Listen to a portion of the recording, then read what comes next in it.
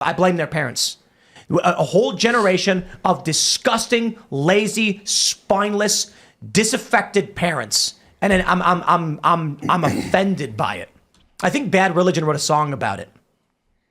I think one of the interesting things with all of this is that they are such a hive mind that they're looking for validation. You know that one guy with the trash can, shield was like, "This is my moment. I am a hero for the cause. Here we go." Even though, like, what did he think was going to happen? There's no long term. And the other part is that Portland is having a terrible time.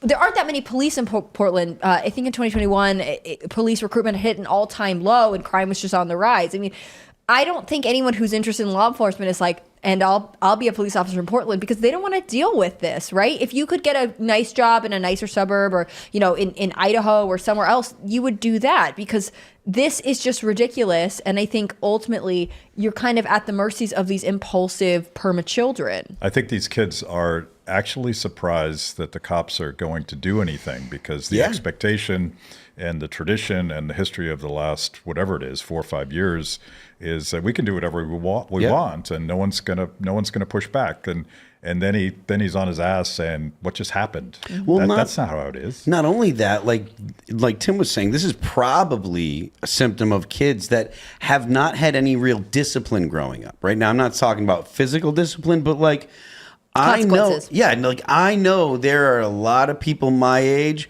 that are raising kids that their kid has never heard them say no. Has never heard. It's a kid in an ice cream shop screaming that he wants an extra scoop. That is what's going on with a lot of this. And then they run into reality, which is a police officer that has been told, no, all these kids are going to jail. So all those police officers are going to round you up, and they're going to throw you into a van to bring you to jail. And the problem is, however, when things like this happen, where the kid charges a cop full speed with a plastic shield like a moron, they'll likely just get let go.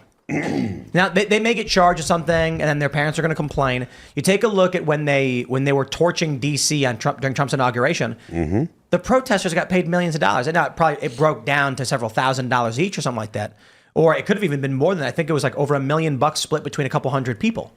So the adults have left the room. These are 20-year-olds who are behaving like 7-year-olds. Their behavior will not change. They have no honor. They have no integrity. They have no understanding of how the world works. I beg and pray that they get the world they're asking for, because then they will cry buckets when they realize what they've done to this beautiful society that we once had. They're literally getting it now. No, they're not. No, but I'm talking about getting the fighting with cops and stuff like that. But that's make-believe for them. They're getting let go. I'm talking about when bears are roaming the city streets because there's no police anymore. When a guy breaks into their house and they're going, "Oh no, why am I being robbed all of a sudden?" There's human crap all over the streets. And every time this stuff happens, they just go, "I blame the cops." There's a great post. Let me see if I can pull this up from Defiant L's. You guys know Defiant L's on Twitter and Instagram? Let me pull this one up. See if I can find it. And it's, I don't think Instagram wants me to actually find it. Okay, here we go. Let's see if I can pick this one up. Here we go. Joshua P. Hill says, today starts with cops attacking students for their solidarity with Gaza in Atlanta, Chicago, and Princeton, New Jersey.